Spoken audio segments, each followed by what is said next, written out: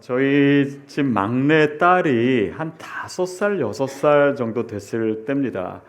그때까지 이 아이는 기도라고는 날마다 우리에게 요 기도밖에 몰랐어요.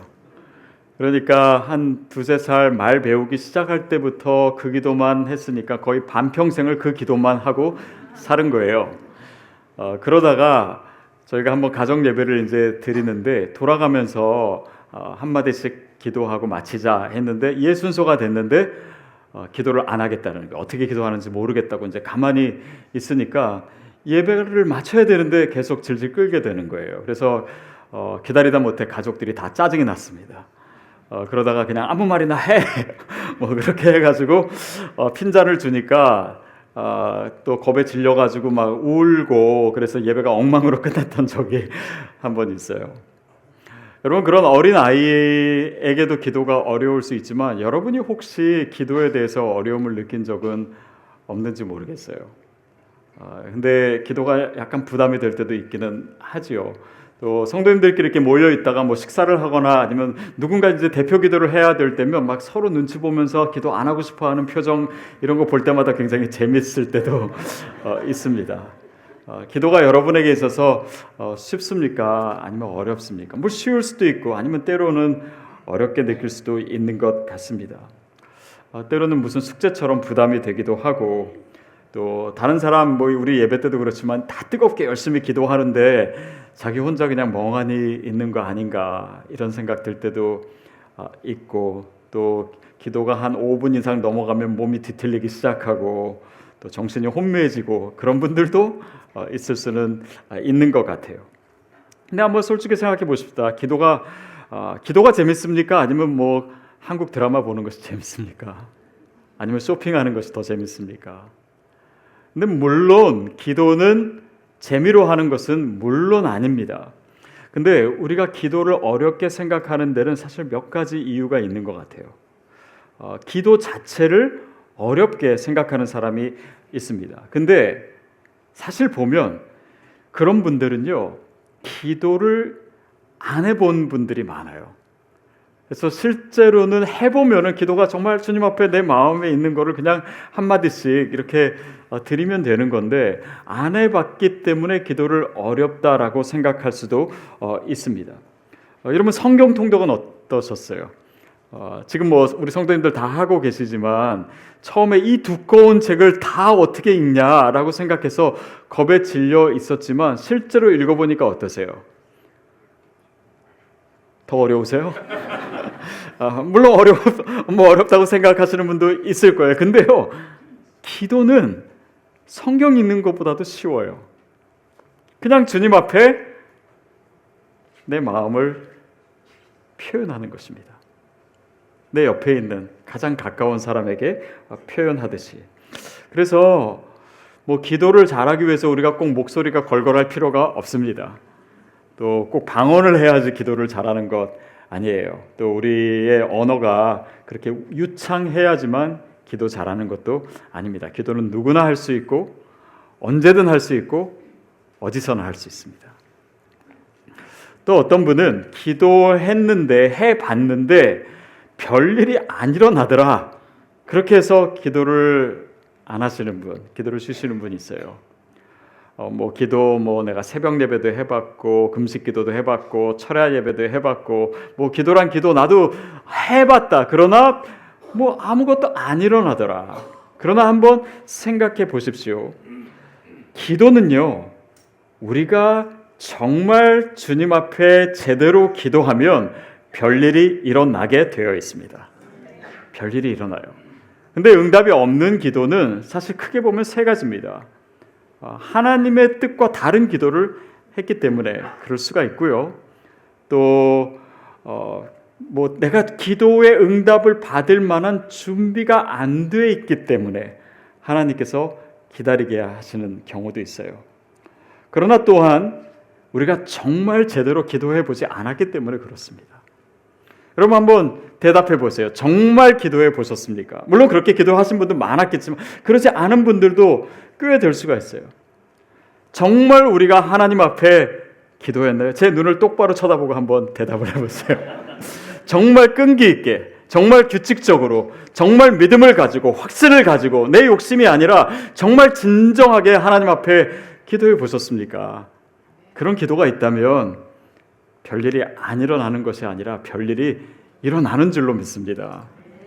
또 기도가 어려운 이유 중에는 내가 정말 바쁘거나 피곤해서 그런 경우가 있을 수 있어요. 실제로 우리가 바쁘게 삽니다.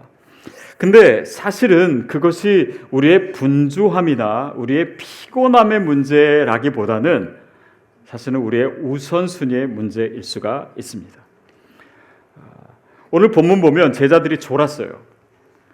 왜 졸았습니까? 피곤했으니까 졸았지요. 그러니까 누가 그 피곤한 거에 대해서 블레임할 수가 있겠습니까? 바쁜 것도 마찬가지고 우리가 바쁠 수 있습니다. 그러나 예를 들어 우리 집에 사춘기 어린 아이가 있는데, 아들이 있고 딸이 있는데 나중에 정말 그 시기에 대화를 해주지 못해서 관계가 어려워졌다든지 아니면 이 아이가 혹시 딴 길로 갔다든지 그랬을 때 부모가 그래 나 바빴다라고 한다면 그것은 핑계가 될 수 없습니다. 왜냐하면 그것을 더 중요하게 생각하지 않았기 때문이에요. 우선순위의 문제입니다. 몇 년 전에 각계 전문가들이 수면, 재정, 건강, 교육, 여러 가지의 이제 전문가들이 모여서 한 사람에게 있어서 그 분야에 있어서 하루 동안 최소한 필요한 시간이 몇 시간이냐, 이것을 논의해가지고 그것을 계산한 적이 있습니다. 그러니까 건강하게 살려면은 수면은 최소한 하루에 몇 시간 자야 되고, 또 자녀들과는 최소한 대화를 어느 정도 시간 동안 해야 되고, 이 모든 면에서 계산을 하니까 그 합이 최대한이 아니라 최소한입니다. 그걸 다 합친 시간이 하루에 36시간이 필요한 거예요.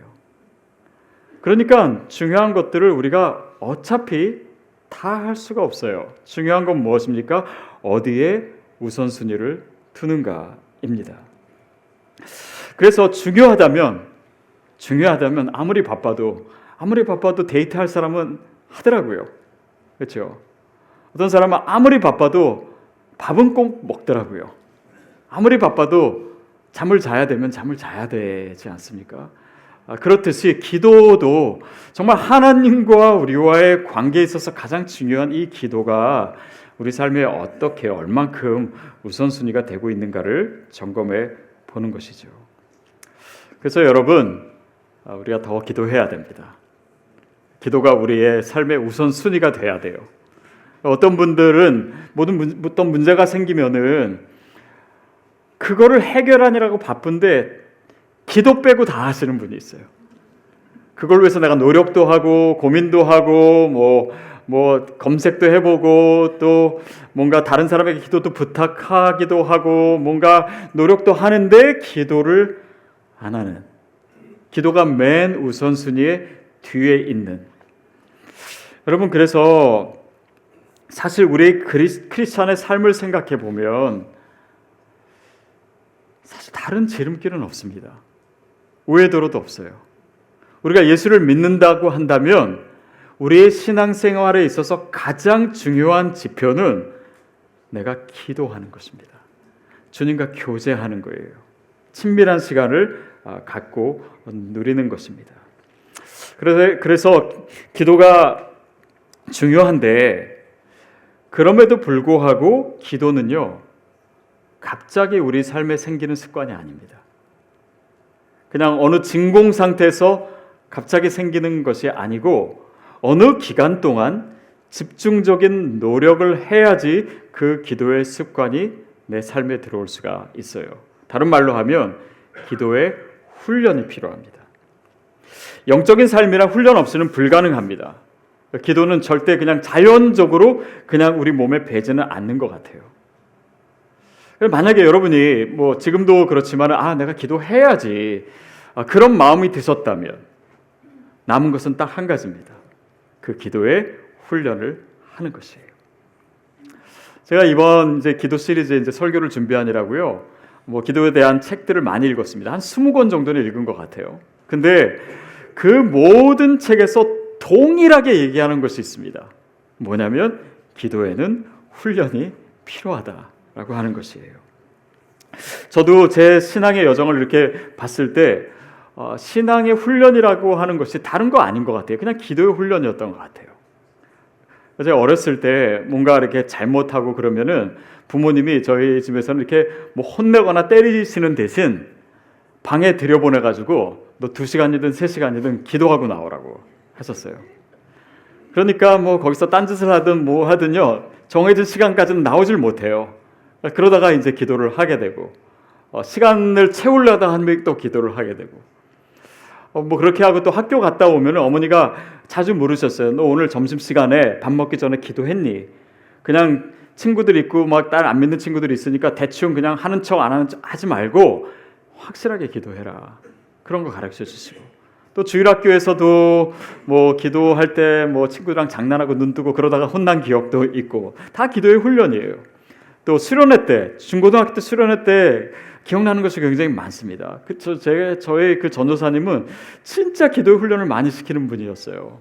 그래서 밤새도록 기도시킨 적도 있고, 아예 뒷문을 잠가놓고 못 나가게 하고 기도시킨 적도 있고, 뭐 그때는 막 이렇게 등을 때리면서 기도하시는 분도 많아가지고 막 맞으면서 막 울면서 막 감동이 아니라 등 아파가지고 막 울면서 기도했던 적도 있고, 그게 다 기도의 훈련이었습니다. 대학교 가니까 이제는 제 스스로 기도하는 훈련을 하게 되더라고요. 새벽 예배 나가게 되고, 또 집에 들어오면서는 집으로 곧바로 가지 않고 교회에 들려서 기도하고 오게 되고, 또 제가 신학교 다닐 때는요, 친한 친구들이 있었어요. 같은 전도사들인데 매주 금요일 날 밤 12시에 만났습니다. 그러니까 금요일 날 보통은 교회에 뭐 금요 예배가 있든지 그러잖아요. 그래서 이제 흩어졌다가 12시가 되면 학교 앞에서 만나는 거예요. 그래서 그 서울 근교에 있는 기도원을 저희가 여러 군데를 다니면서 정말 기도하고 철야기도 하고, 기도방에 들어가서 기도굴에 들어가서도 기도하고, 그리고 정말 하나님의 음성 들려달라고, 하나님의 뭐 은사를 달라고 막 그렇게 몸부림쳤던 그런 기도의 시간들이 있었습니다. 그게 생각해 보니까 다 기도의 훈련이에요. 기도는요, 그래서요, 어떤 특별한 이벤트가 아닙니다. 사건이 아니에요. 습관이 있어야 됩니다. 그리고 그 기도를 통해서 내 삶이 변화되기 시작해요. 내 인생의 터닝 포인트가 마련되기도 합니다. 그래서 훈련이라고 하는 것은 어떤 개념적인 것이 아니라 실제로 구체적인 일을 하는 것이잖아요. 그럼 과연 우리에게 있어서 그것은 무엇일까요? 단순하게 하자면은 기도의 장소와 시간을 정하는 것입니다. 장소와 시간을 정하는 거예요. 그러면 그냥 어떤 분은 이렇게 생각하실 수 있어요. 일상에서 기도하면 되지. 그런데 정말 우리가 일상에서 기도하기 위해서는요, 꼬박꼬박 기도하는 훈련이 먼저 있어야 됩니다. 아무 데서나 정말 하나님과 늘 교제하고 형식에 매이지 않고 자유롭게 기도하기 위해서는 정기적으로 기도하는 훈련이 있어야 됩니다. 그래서 먼저는 장소를 정하는 것이 필요한데요. 왜냐하면 시간을 정하는 것보다 더 쉬운 것이 장소를 정하는 거예요.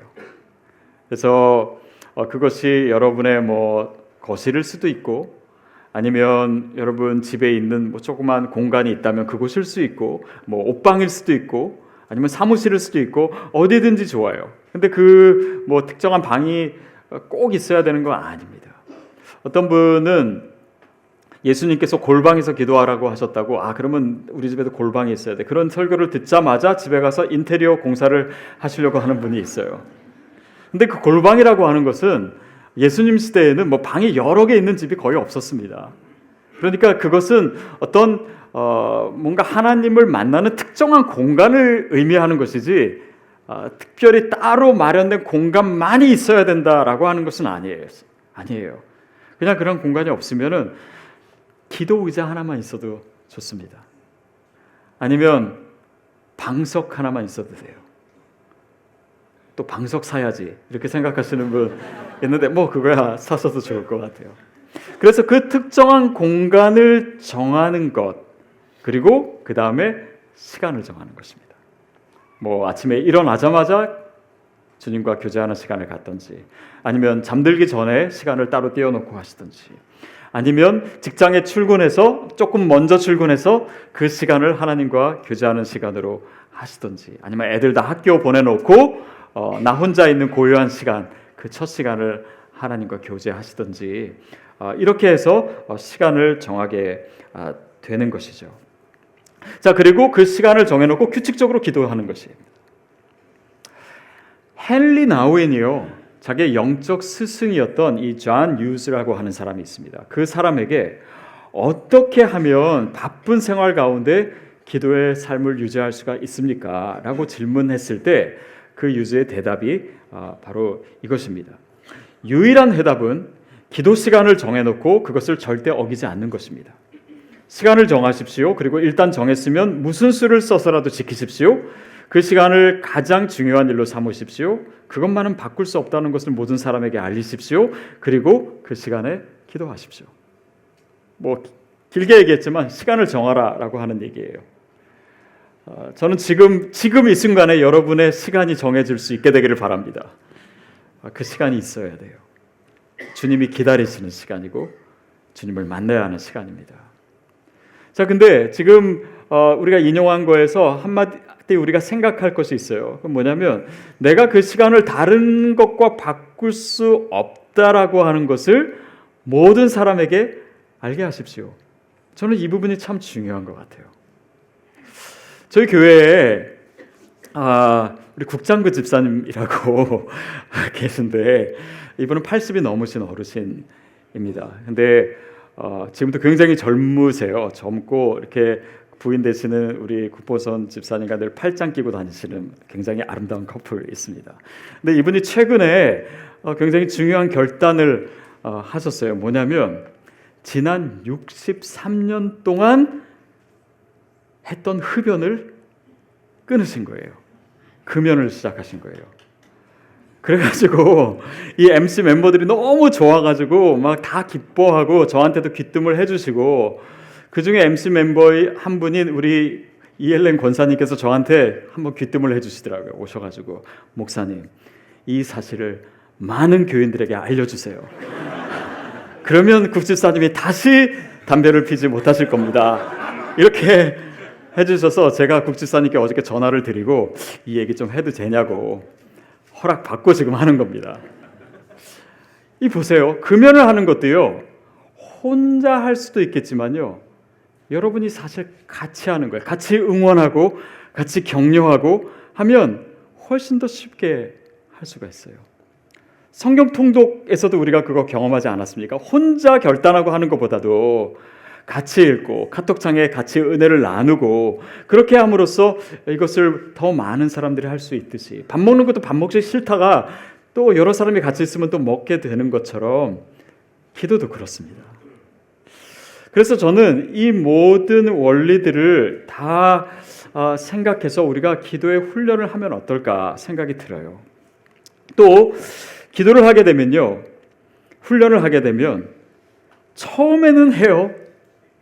근데 지속적으로 하기가 어렵습니다. 그래서 이 훈련이 단기간에 끝나지 않아요. 우리가 목표를 세워야 돼요. 여러분, 기도는 언제까지 훈련해야 되냐면 몸에 뵐 때까지 훈련해야 됩니다. 저수지를 팠는데 물이 안 나오면 언제까지 파야 됩니까? 물이 나올 때까지 파야 되는 거예요. 제가 예전에는요, 이렇게 짐에 다녔습니다. 피트니스에 다녀가지고 운동을 하려고 했어요.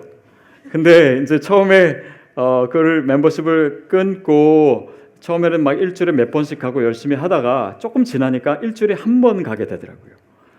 그러다가 시간이 더 지나니까 한 달에 한 번, 나중에는 몇 달에 한 번, 막 이렇게 가게 되는 거예요. 근데 그렇게 오랜만에 가서 운동을 하니까요, 가서 운동을 하고 나면은 너무 아픈 거예요. 여러분 다 경험이 있지 않을까 싶어요. 너무 아파요. 그래가지고 아파서 안 가요. 그래서 또 오랜만에 또 가서 운동을 하면 그때 또 아파요. 그러니까 운동이란 게 이렇게 괴로운 거구나, 이게 몸이 그렇게 느끼는 거라서 운동을 더 안 하게 되는 거더라고요. 근데 사실 운동하는 분 얘기를 들어보면 운동을 하면 뭐 근육이 좀 이렇게 찢어진다고 표현을 하더라고요. 아픈 거예요. 그럴 때 또 해야 됩니다. 그러면은 아프지만 또 하면 덜 아파요. 그리고 며칠 더 하면요, 더 이상 아프지 않고 그 통증이 결국은 근육을 갖게 하는 것입니다. 나중에는 운동을 하지 않으면은 몸이 견딜 수가 없는 정도가 되는 거예요. 결국 그렇게 해서 운동을 하게 되는 것입니다.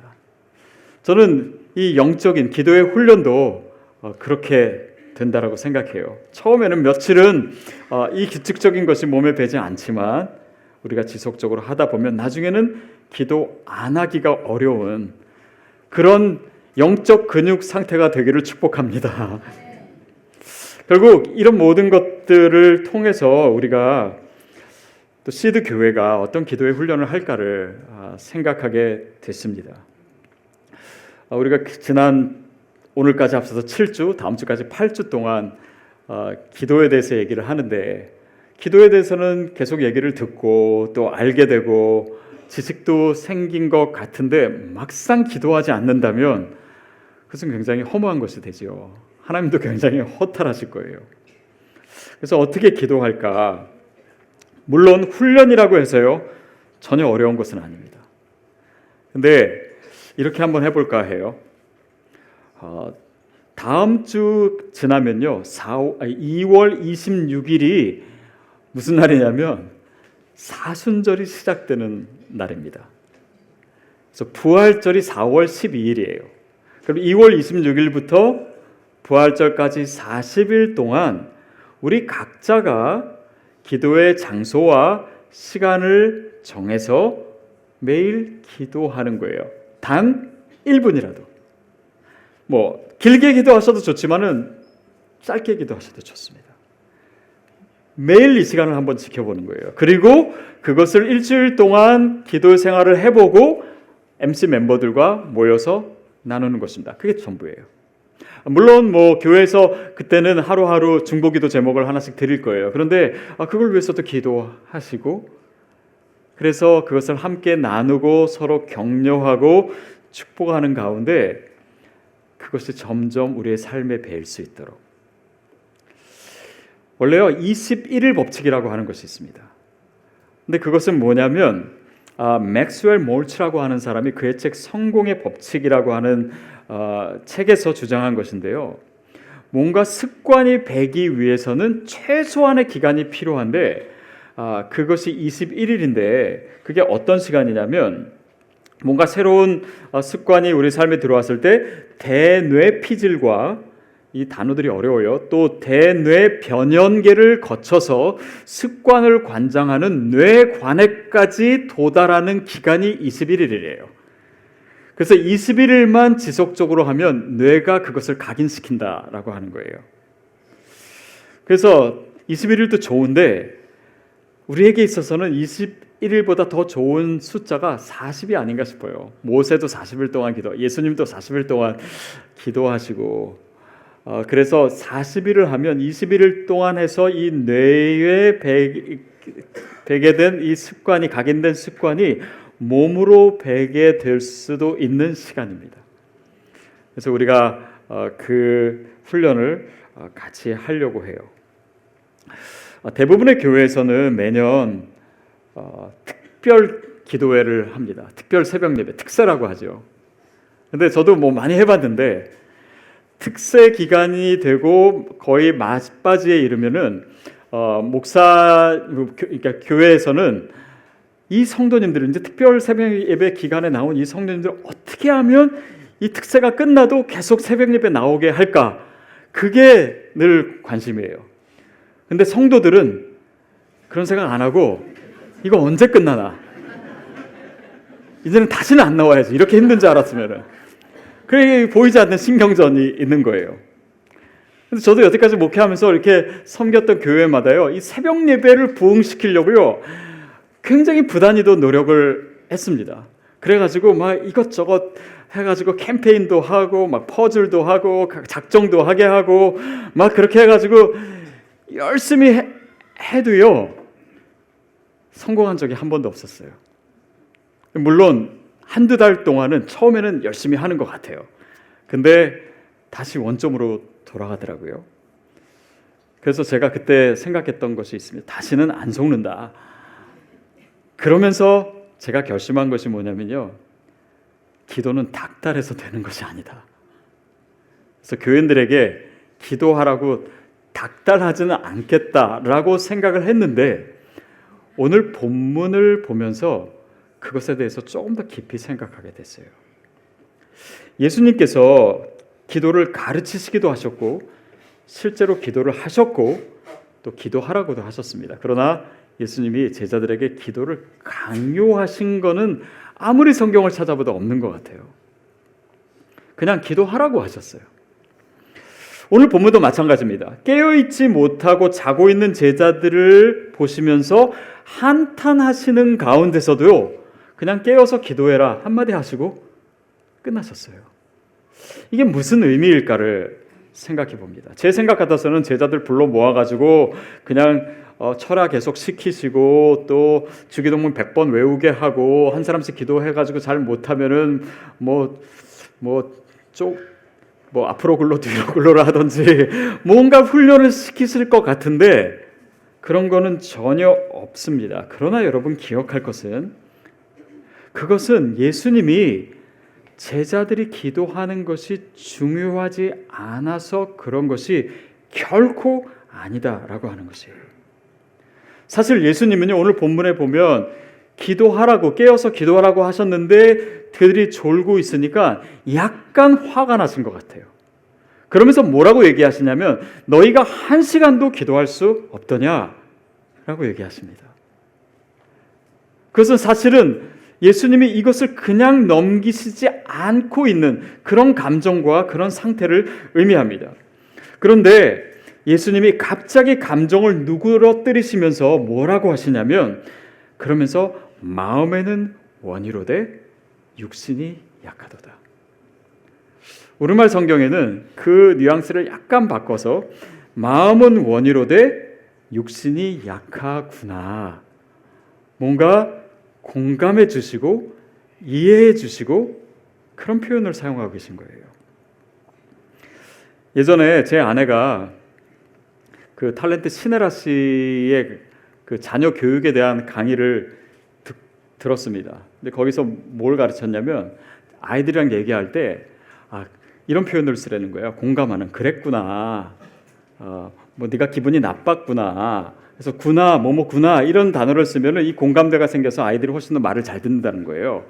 그래서 이제 집에 와서 아이들을 향해서 그랬구나. 근데 그래도 말 안 들으니까 네가 맞을 때가 됐구나. 근데 어쨌든 말투를 조금 바꾸려고 노력했어요.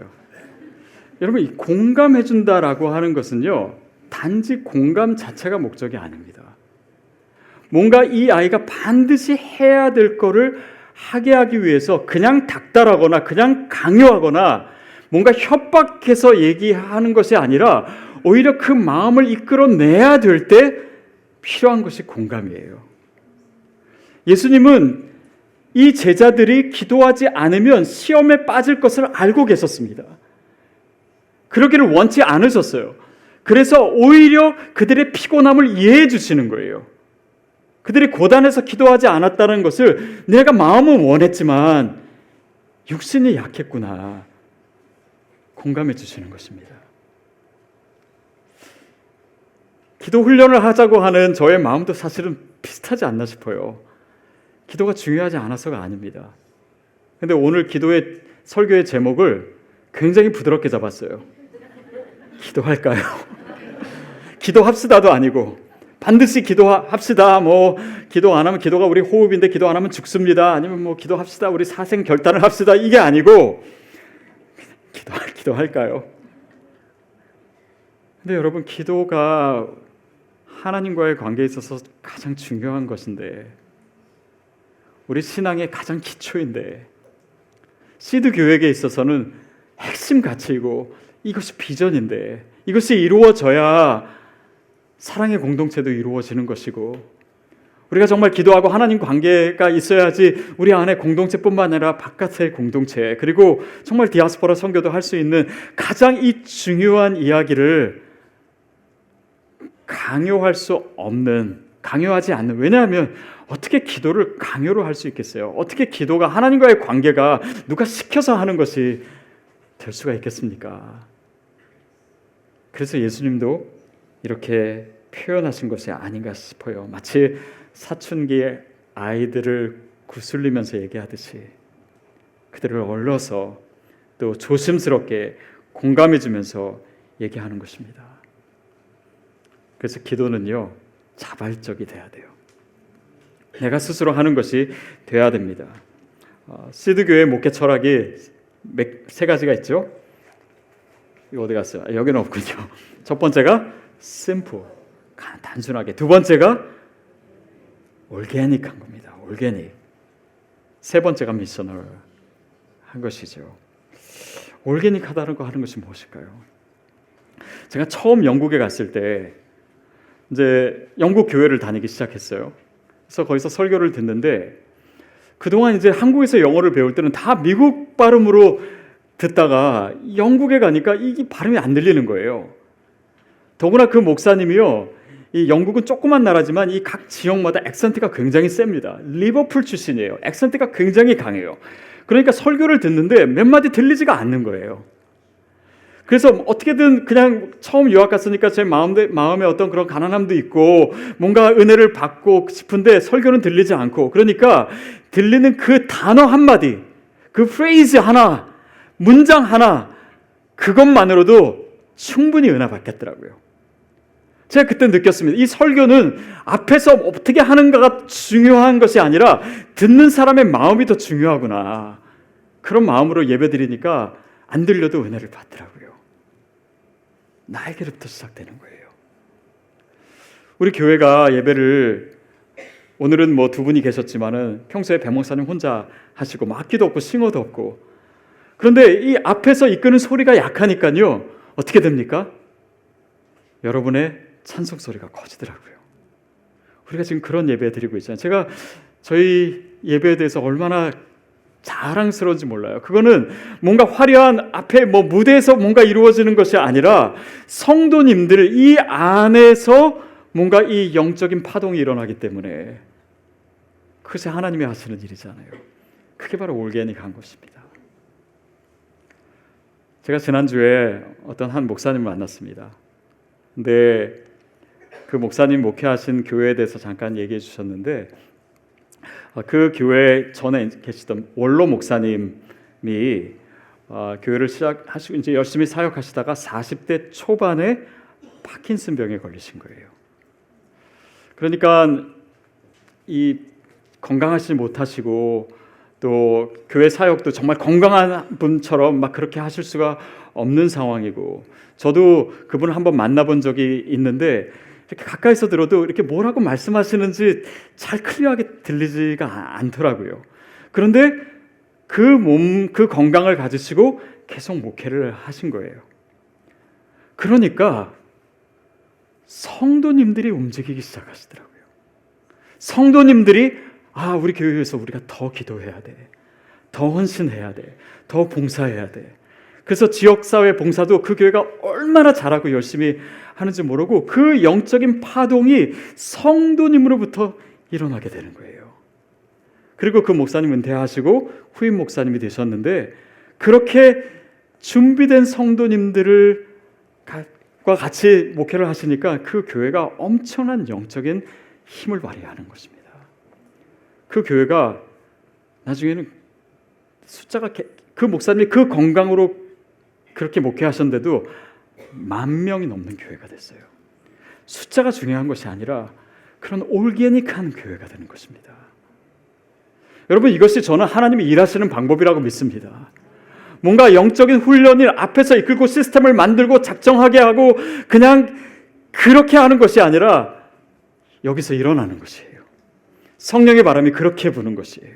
그것이 예배의 영성이고 그것이 하나님께서 일하실 때 나타나는 방법입니다.